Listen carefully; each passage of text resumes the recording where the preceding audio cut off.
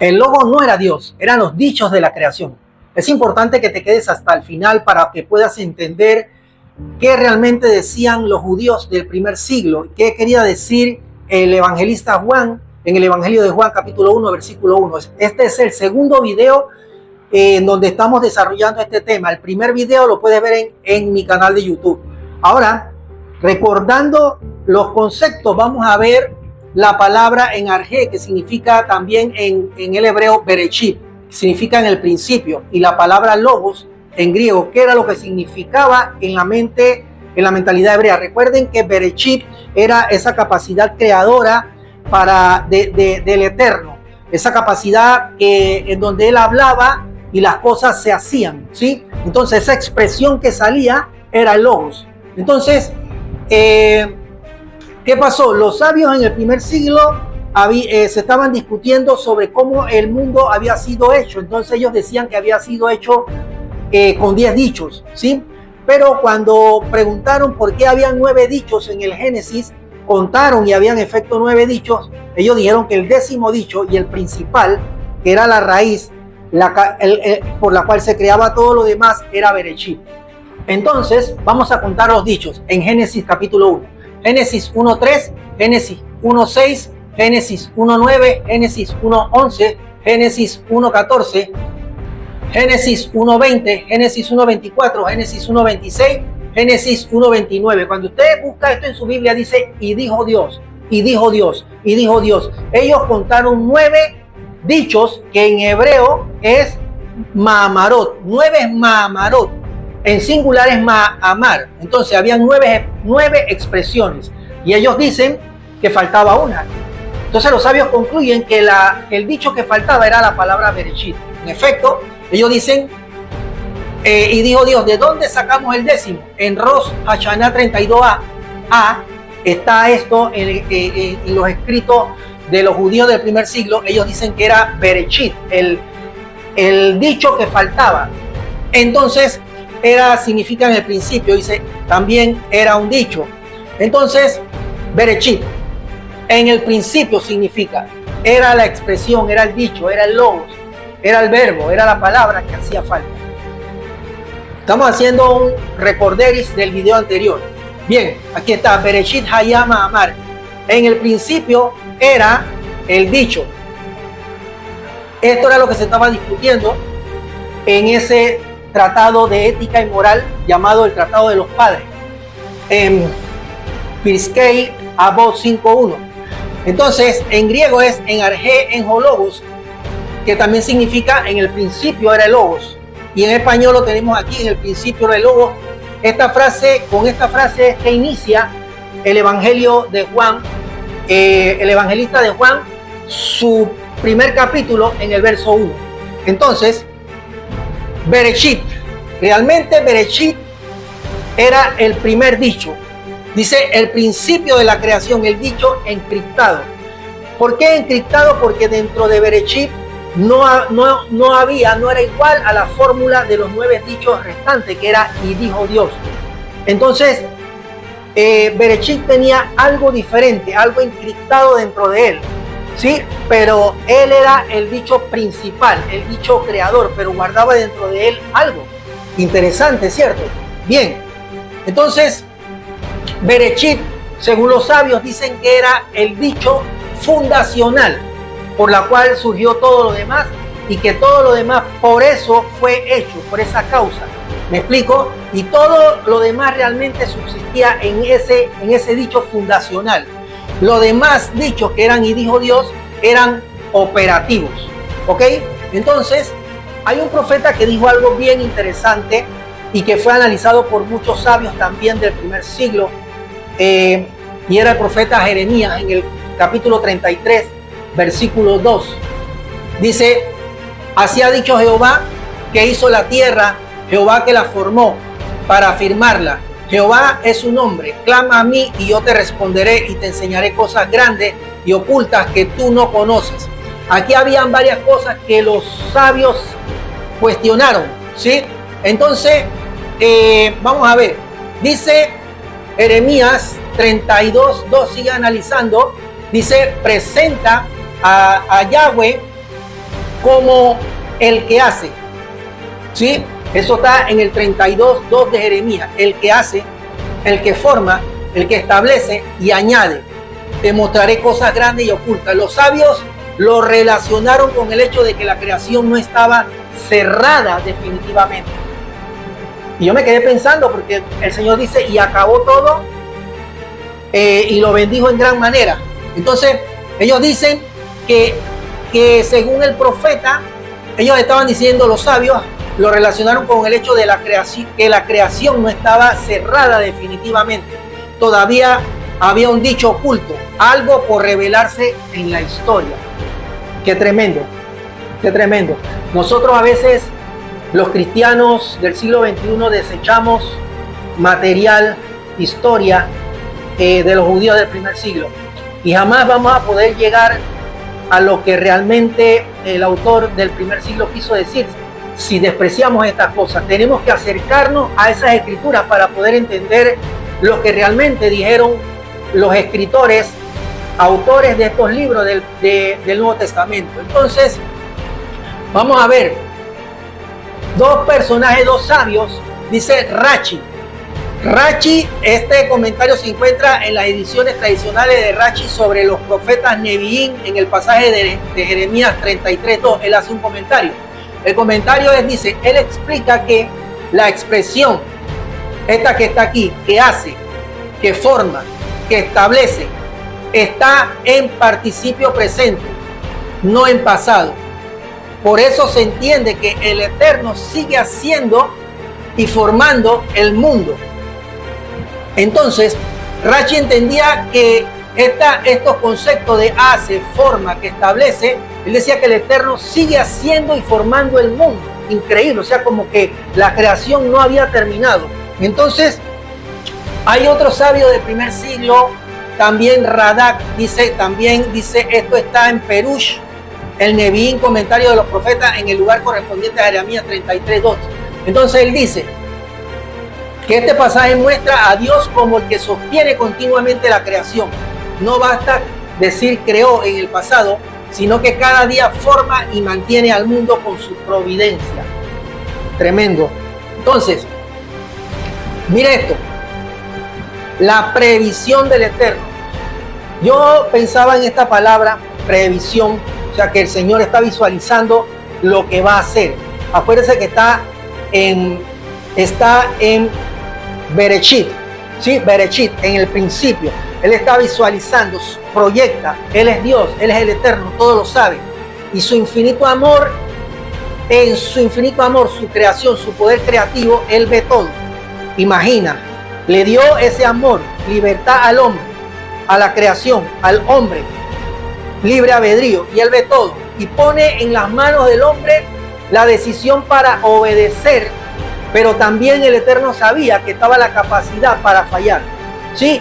Pero entonces el Eterno, sabiendo que cualquier cosa el hombre podría hacer, Él prepara, Él hace una previsión, ¿verdad? Y prepara una salida en caso de que el hombre fallara. Una previsión del Eterno, ¿ok? Entonces, ¿qué podemos entender hasta aquí? Los 9 dichos explícitos más Bereshit conforman la creación, pero Bereshit guardaba un misterio, una culminación aún oculta. Jeremías anuncia que Yahweh revelará cosas ocultas, que el Eterno revelará cosas ocultas. Ya sabemos que Bereshit también era un dicho, ¿sí? Un dicho oculto, porque no era como los demás, y dijo Dios, tenía algo oculto, abstracto. Sí, cuando digo abstracto es que no era algo físico, tangible. Entonces, debe entenderse que se habla de la expresión palabra o pensamiento de Dios, es decir, de su voluntad creadora que existía desde el inicio, pero no de un ser físico o sujeto independiente del Eterno. Sí, era una expresión, una palabra, un pensamiento, Bereshit, dentro de él el dicho que estaba era un pensamiento, no era algo tangible, sí, era abstracto, no era físico, no era un sujeto independiente del Eterno. Ok, entonces, Juan 1:14, el Evangelio de Juan. En el Evangelio de Juan introduce en el verso 14, capítulo 1, versículo 14, algo increíble. Después de haber leído el 1 y el 2, en donde dice que el verbo estaba en el principio con Dios y todo lo demás, ya habíamos analizado que era un poema y que en la Reina Valera, al traducirlo al español, elabora una inducción doctrinal a su favor para hacernos pensar otra cosa que no es lo que realmente significa en el griego. Usted lo quiere ver, está en el video anterior. Entonces Juan 1:14, después de que este verbo lo entendemos, o este dicho, o este logo lo entendemos como el pensamiento, el conocimiento, el pensamiento creador del Señor, ¿sí? Y que había algo oculto en su conocimiento, en su pensamiento, algo que había reservado, que había previsto, que se había anticipado a algo que pudiera ocurrir. Él guardó algo que estaba por ser creado y ser manifiesto en los postreros tiempos. Entonces, el Evangelio de Juan revela que ese pensamiento, ese dicho, ese logos y aquel verbo fue hecho carne. Aquel pensamiento fue hecho carne. Si nosotros tenemos un antecedente en cuanto a qué era el logos, podemos entender esto.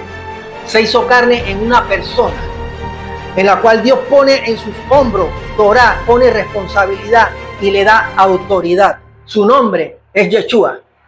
Pero cuando usted ve, y habíamos dicho que no era algo físico, sino un pensamiento, ¿cómo puede estar Yeshua en el pensamiento de Dios, del Eterno, antes de crear todo? Porque fue en el principio, antes de que los demás dichos operativos formaran, que se hiciera la luz, el agua, se separaran las cosas. Antes de todo eso, ya estaba ese pensamiento en la mente. ¿Sabes cómo se conoce eso? Se conoce como la promesa del Mesías, que ya estaba en la mente del Señor. ¡Qué tremendo! Entonces, ese pensamiento estaba como una idea en la mente del Señor, la guardó y en su tiempo la reveló, la manifestó. Entonces Juan dice, y ese verbo, ese pensamiento, ese ideal del Señor de crear, se hizo carne. Y dice, y habitó entre nosotros y vimos su gloria, gloria como del unigénito. Aquel unigénito es aquel único en su clase, el único que Dios ha elegido para poner sobre él una responsabilidad de redención. Entonces, lleno de gracia y de verdad. En Primera de Juan 4:9, cuando entendemos todas estas cosas que hemos hablado anteriormente, ahora podemos visualizar desde un enfoque diferente, no con lentes grecorromanos, no con lentes adoctrinados por una denominación, sino con los lentes que corresponden a una mentalidad que escribió en griego, pero que su mente era en hebreo. Dice, en esto se mostró el amor de Dios para con nosotros, que Dios envió, cuando dice envió, que dio autoridad, ¿sí?, a su Hijo unigénito al mundo para que vivamos por Él. Lo envió. Vamos entendiendo esto. Ahora mire esto. Dice, si Yeshua fue la encarnación del pensamiento creativo del Eterno desde Bereshit, entonces debemos entender que antes de la fundación del mundo, Yeshua existía en ese dicho como una promesa mesiánica, no como un ser físico. Escuchen, no como un ser físico, sino como el plan divino establecido, ya establecido para revelarse en el tiempo señalado. ¡Wow! Increíble, tremendo. Entonces, ahora mire esto, Primera de Pedro 1:20. Vamos a verlo ahora que tenemos todo este antecedente de conocimiento. Vamos a leer esto desde una perspectiva diferente. Dice, sino con la sangre preciosa de Cristo, como de un cordero sin mancha y sin contaminación, ya destinado desde antes de la fundación del mundo, pero manifestado en los postreros tiempos por amor de vosotros. Dice, ya destinado desde antes de la fundación del mundo. ¿Usted entiende eso? ¿Cuándo se fundó el mundo? Con los 9 dichos. El que estaba antes era Bereshit, el que tenía el dicho encriptado, el que tenía la promesa del Mesías. ¡Wow! Esto es increíble. Entonces, mire esto, Apocalipsis 13:8. No solamente pensó en eso, sino también pensó en el sacrificio, pensó en el cordero inmolado, preparó todo eso por si acaso el hombre eligiera fallar. Entonces dice, y la adoraron todos los moradores de la tierra, refiriéndose a las dos bestias del Apocalipsis. Dice, y la adoraron todos los moradores de la tierra, cuyos nombres no estaban escritos en el libro de la vida del Cordero, que fue inmolado desde el principio del mundo. Entonces nosotros entendemos esto. No es que hubo un sacrificio en el principio, no, sino que ya estaba la promesa en la mente del Eterno. Todo esto estaba de una forma ya con anterioridad a toda la creación. Mire esto, Tito 1:2 dice, en la esperanza de la vida eterna, la cual Dios, estamos hablando de la esperanza de la vida eterna, la cual Dios, que no miente, prometió desde antes del principio de los siglos. Es que a través de la promesa del Mesías, el Señor estaba prometiendo esperanza de vida eterna.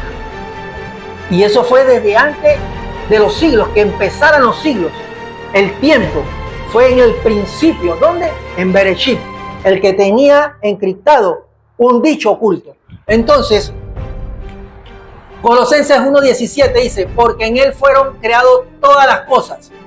Ahora podemos entender en qué en Él.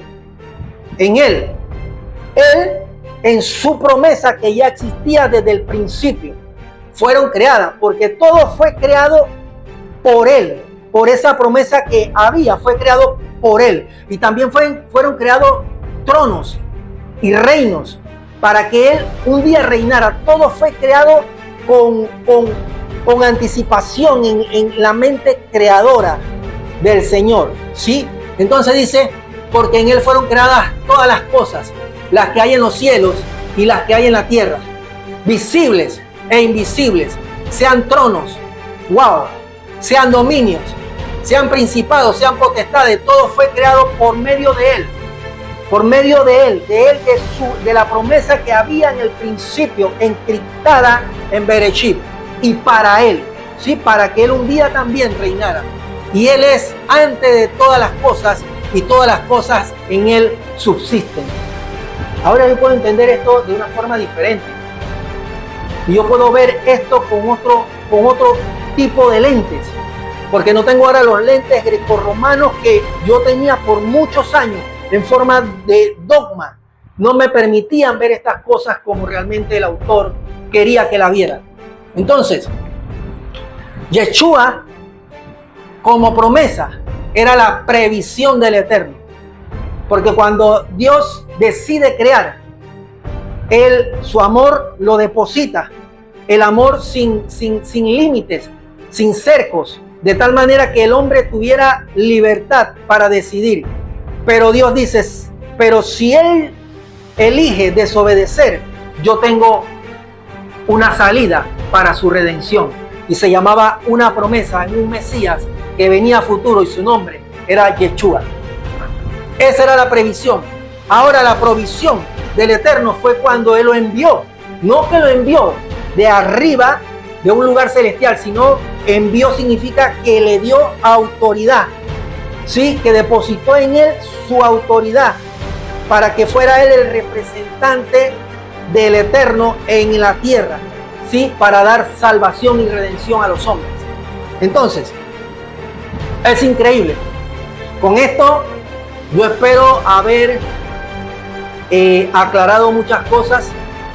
De verdad que le doy gracias al Eterno por haberme ayudado y haber entendido esto, porque yo creo que a usted le va a servir mucho, a todos aquellos que todavía siguen dudando, que no entienden, ¿verdad?, quién realmente es el Mesías.